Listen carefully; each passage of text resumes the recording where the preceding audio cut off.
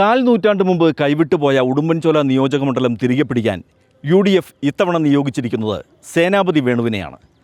നമസ്കാരം. ഇത്തവണ ഉടുമ്പൻചോല തിരിച്ചു പിടിക്കൂ? തീർച്ചയായും ഉടുമ്പൻചോല ഒരു കംഫർട്ടബിൾ മജോറിറ്റിയിൽ വ്യക്തമായ ഭൂരിപക്ഷത്തിൽ ഞങ്ങൾ തിരിച്ചു പിടിക്കും. അത് കേവലം ഒരു ഭംഗിവാക്കിലല്ല ഞങ്ങൾ പറയുന്നത്. തൊട്ട് മുമ്പ് നടന്ന ത്രിതല പഞ്ചായത്ത് തിരഞ്ഞെടുപ്പ് അതിൻ്റെ ഒരു ബാരോമീറ്ററാണ്, ഒരു അളവുകോലാണ്. ആ തിരഞ്ഞെടുപ്പ് നടക്കുമ്പോൾ ഞങ്ങൾ ഒരു പഞ്ചായത്തിലും അധികാരത്തിലില്ല, ശൂന്യത. ഞങ്ങൾ 10ൽ 5 പഞ്ചായത്ത് വലിയ ഭൂരിപക്ഷത്തിൽ തിരിച്ചു പിടിച്ചു. ഇപ്പം നമ്മൾ നിൽക്കുന്ന രാജാക്കാട് പഞ്ചായത്ത്. ഈ പഞ്ചായത്തും കാൽ നൂറ്റാണ്ടിന് ശേഷം ഏതാണ്ട് 30-35 വർഷത്തിന് ശേഷമാണ് ഞങ്ങൾ തിരിച്ചു പിടിക്കുന്നത്. ഈ പഞ്ചായത്തിൻ്റെ ഒരു പ്രത്യേകത, ഈ ജില്ലയിലെയും സംസ്ഥാനത്തെയും CPMൻ്റെ ഏറ്റവും പ്രമുഖരായ നേതാക്കൾ, ഒരു പിടി നേതാക്കളുടെ ഒരു പഞ്ചായത്താണ്. ഇപ്പോൾ മത്സരിക്കുന്ന സ്ഥാനാർത്ഥി, ഇതിനു മുമ്പ് ഇരുന്ന MLA, മന്ത്രി എന്ന് തുടങ്ങി CPMൻ്റെ ജില്ലയിലെ ഏറ്റവും പ്രമുഖരായ നേതാക്കളുടെ ഒരു മെക്ക, അല്ലെങ്കിൽ അവരുടെ ഒരു ഈറ്റില്ലമാണ് രാജാക്കാട് പഞ്ചായത്ത്.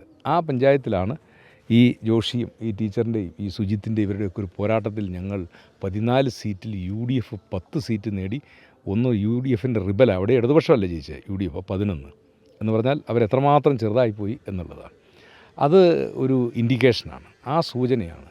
അപ്പോൾ ഒരു സംശയവും വേണ്ട, നിയമസഭാ തെരഞ്ഞെടുപ്പിൽ ഞങ്ങൾ ആ കഴിഞ്ഞ പഞ്ചായത്ത് തെരഞ്ഞെടുപ്പിൽ നേടിയ 2000, അത് അതിൻ്റെ 4, 5, 6 എത്ര മടങ്ങ് എന്നുള്ളത് അത് തെരഞ്ഞെടുപ്പിന് ശേഷമേ ഞങ്ങൾക്ക് പറയാൻ കഴിയുള്ളൂ. ഏതായാലും ഞങ്ങൾ ശുഭപ്രതീക്ഷയിലാണ്.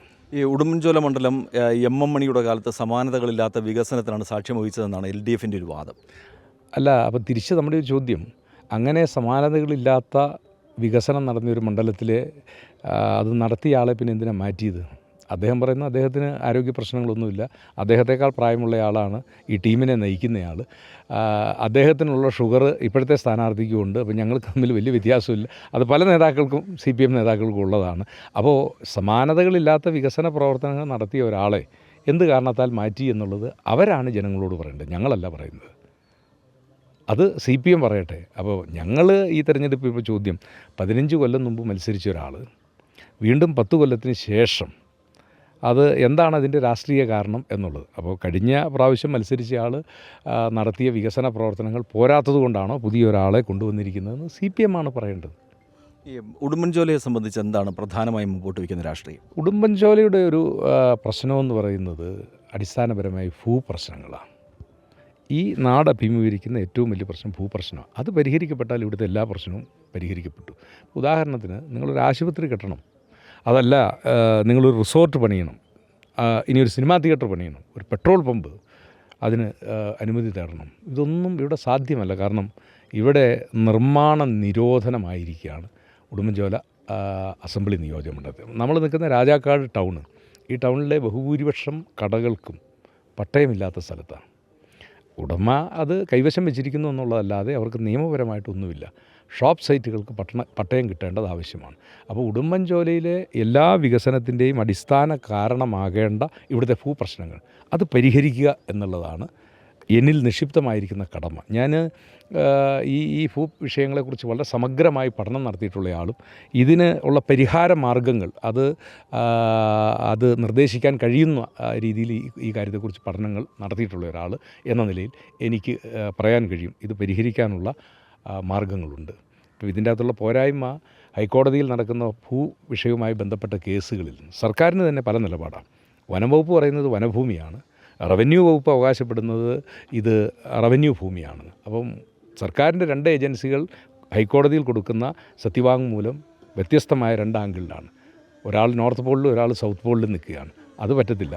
ഗവൺമെൻറ്റിന് അറിയാമല്ലോ ഇത് റവന്യൂ ഭൂമിയാണ്, അപ്പോൾ ഇവിടെ നിർമ്മാണങ്ങൾ യഥേഷ്ടം നടത്താൻ അനുമതി കൊടുക്കേണ്ടതാണ്. അത് കിട്ടുന്നില്ല എന്നുള്ളതാണ് ഉടുമ്പൻചോല അസംബ്ലി നിയോജകമണ്ഡലത്തിലെ ഏറ്റവും പ്രധാനപ്പെട്ട പ്രശ്നം. 1 ഭൂപ്രശ്നം, 2 ഈ മേഖല കേന്ദ്രീകരിച്ചുകൊള്ളുന്ന ആരോഗ്യ പ്രശ്നങ്ങളാണ്.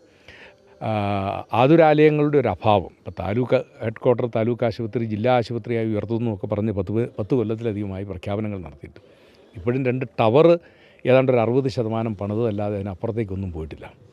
ആയുർവേദ ആശുപത്രി വന്നതിനെയൊക്കെ ഞങ്ങളെല്ലാവരും സ്വാഗതം ചെയ്ത, രാഷ്ട്രീയത്തിന് അതീതമായി.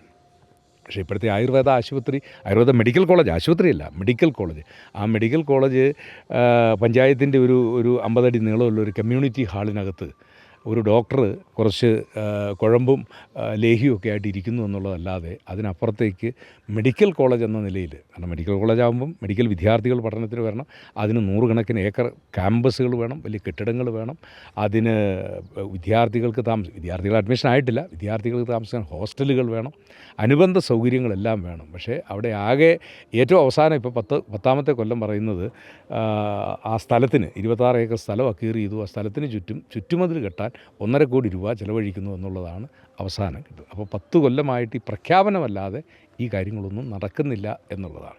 ഇപ്പോൾ രാജാക്കാട് ഫയർ സ്റ്റേഷനെ ചോദിച്ചു, ഞങ്ങൾ ഇതിനെല്ലാം സ്വാഗതം ചെയ്യുന്നവരാണ്. അപ്പം ഞങ്ങൾ ചോദിക്കുന്ന ഒരു ഗവൺമെൻറ് ഇറങ്ങി പോകുന്നതിൻ്റെ തലേദിവസമാണോ ഫയർ സ്റ്റേഷൻ പ്രഖ്യാപിച്ചിട്ട് പോകുന്നത്? ഇത് ഒരു 4 കൊല്ലം മുമ്പോ 5 കൊല്ലം മുമ്പോ. കാരണം ഇവിടെ തീപിടുത്തം ഉണ്ടാകുമ്പോൾ, മറ്റ് അത്യഹിതങ്ങൾ ഉണ്ടാകുമ്പോൾ, മനുഷ്യൻ ഏതെങ്കിലും രീതിയിലുള്ള അപകടത്തിൽപ്പെടുമ്പോൾ ഈ സ്കൂബ ഡൈവേഴ്സും ടീമും എല്ലാം വരുന്നത് എവിടുന്നാണ്? അടിമാലിയിൽ നിന്ന് വരും, അല്ലെങ്കിൽ നെടുങ്കണ്ടത്ത് നിന്ന് വരും. അവരുടെ എത്തുമ്പോഴത്തേക്കും നാട്ടുകാർ ഡെഡ് ബോഡി കണ്ടെത്തിയിരിക്കും എന്നുള്ളതാണ്. അപ്പോൾ അടിയന്തരമായി ഇടപെടാൻ കഴിയുന്ന ഈ ഫയർ ആൻഡ് റെസ്ക്യൂ ടീമിൻ്റെ ഫയർ സ്റ്റേഷനൊക്കെ എത്രയോ മുമ്പ് ഇവിടെ തുടങ്ങേണ്ടതാണ്.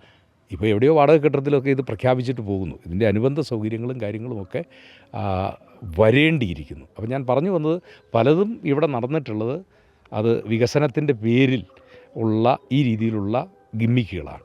പിന്നെ ഇപ്പോഴത്തെ MLA പറയുന്നത് ഉടുമ്പൻചോലയ്ക്ക് വികസനം കാണിച്ചു കൊടുത്തത് ഞാനാണ്. അപ്പോൾ പിന്നെ കഴിഞ്ഞ 15 കൊല്ലം ഇരുന്ന ആളുടെ ഉത്തരവാദിത്വം എന്താ? അപ്പോൾ 15 കൊല്ലം ഇരുന്ന ആൾ ഒന്നും ചെയ്തില്ല എന്നാണ് 10 കൊല്ലം ഇരുന്ന ആൾ പറയുന്നത്. അപ്പോൾ ഞങ്ങൾ പറയുന്നത് 15 കൊല്ലം ഒന്നും ചെയ്യാത്ത ആളെ വീണ്ടും ഇവിടെ കൊണ്ടുവരുമ്പോൾ അത് ഈ ഇവിടുത്തെ ജനങ്ങളോട് ചെയ്യുന്ന ഒരു അനീതിയായിട്ടാണ് ഞങ്ങളതിനെ കണക്കാക്കുന്നത്. 2016 നിസ്സാര വോട്ടുകൾക്കാണ് സേനാപതി വേണു MM മണിയോട് പരാജയപ്പെടുന്നത്. ഇത്തവണ ഉടുമ്പൻചോല മണ്ഡലം UDF തിരിച്ചുപിടിക്കും എന്ന ശുഭാപ്തി വിശ്വാസത്തിലാണ് ഇദ്ദേഹം. ഉടുമ്പൻചോലയിൽ നിന്നും ക്യാമറമാൻ അഭിലാഷ് അലക്സിനൊപ്പം MC ബോബൻ.